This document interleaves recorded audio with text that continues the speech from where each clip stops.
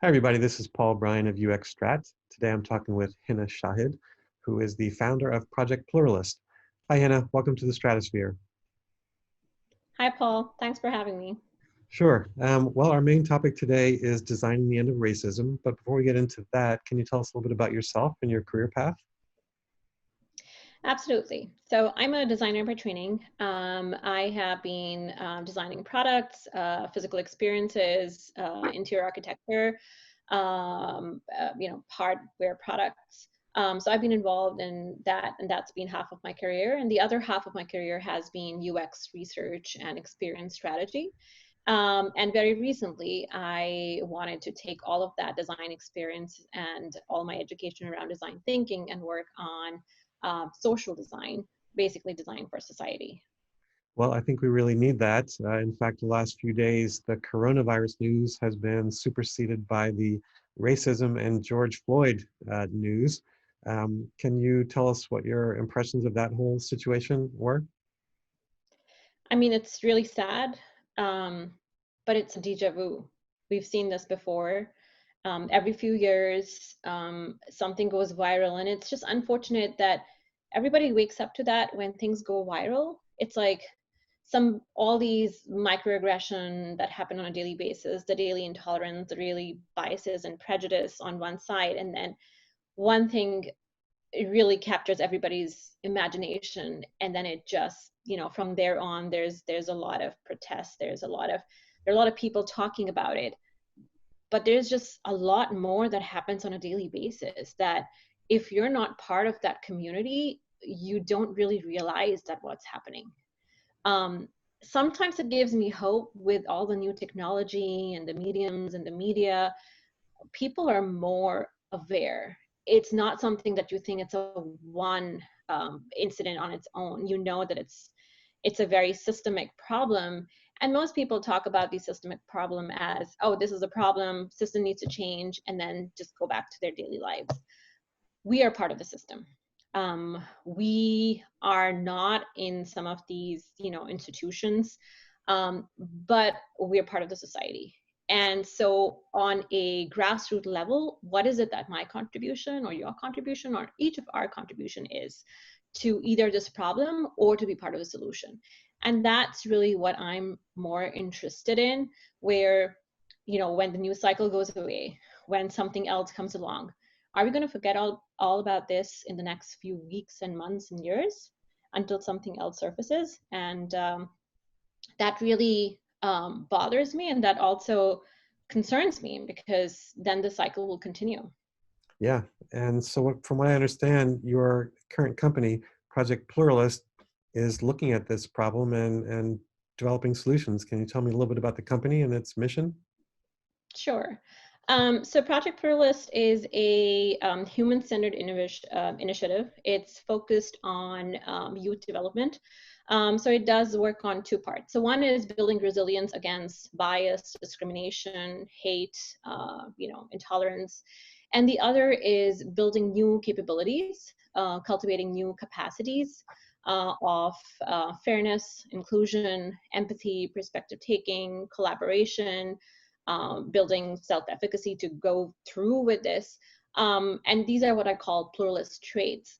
So a lot of the work that we are doing is, when I say youth, it's preteens and young adults.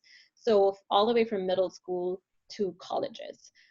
We basically, there are workshops and training sessions where we take this into the classrooms, work with the teachers. They're usually co-facilitators, and really use the design tools that we use for creating experiences or bringing multiple different disciplines together. It's really using the same tools to have these conversations with the youth about what is discrimination, what is bias, and what do we do about it? What is intolerance?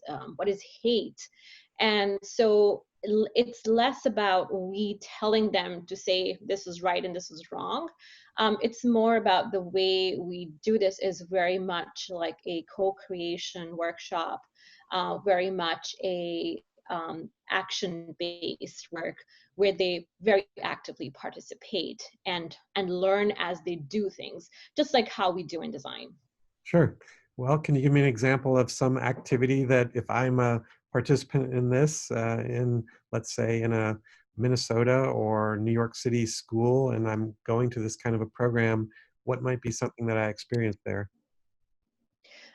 So one of the things that we do is rather than me telling them about, what is prejudice and why it's wrong, in my research, I had identified a lot of experts, and these were what we call as sometimes CVE or counter-violent extremists, or just people who were part of some extremist groups, part of the hate ideology movement. Either they were self-radicalized or they were, really part of functional groups.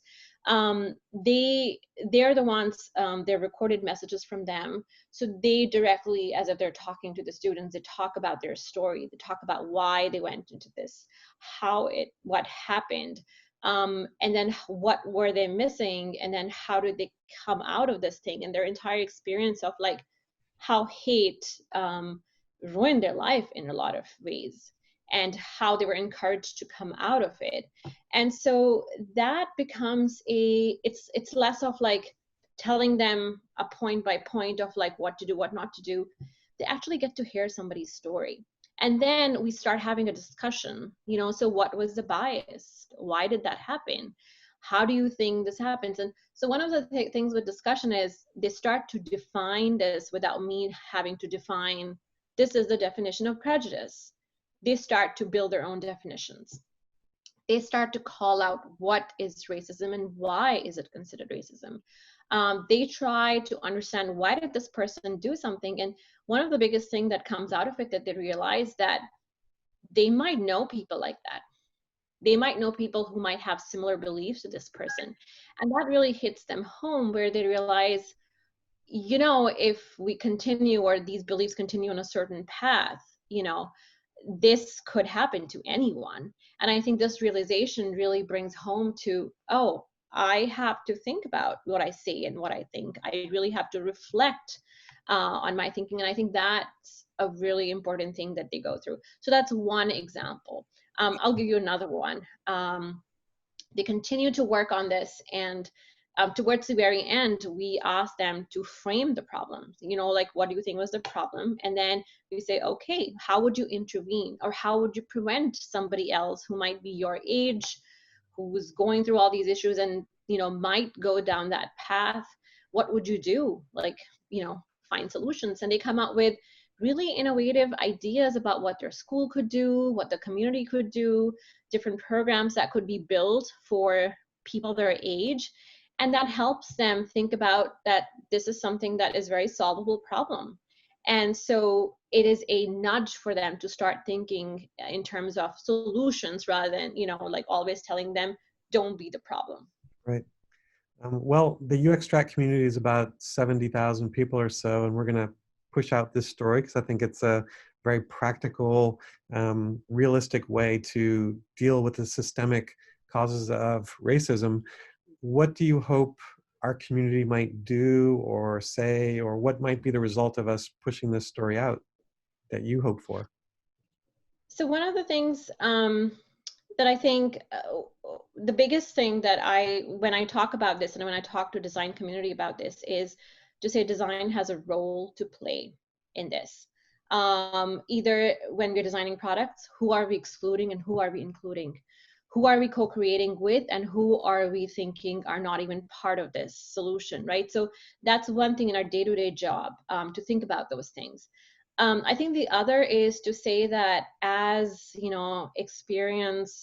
group of experienced designers, we're only looking at digital applications or computer interactions. If we're talking about, we're designing experiences, interactions for human beings, there's so much that design can do to enable better interactions, better relationships within our community. And so design, this is a place where designers really have to think about, like, individually, what is it that they can do.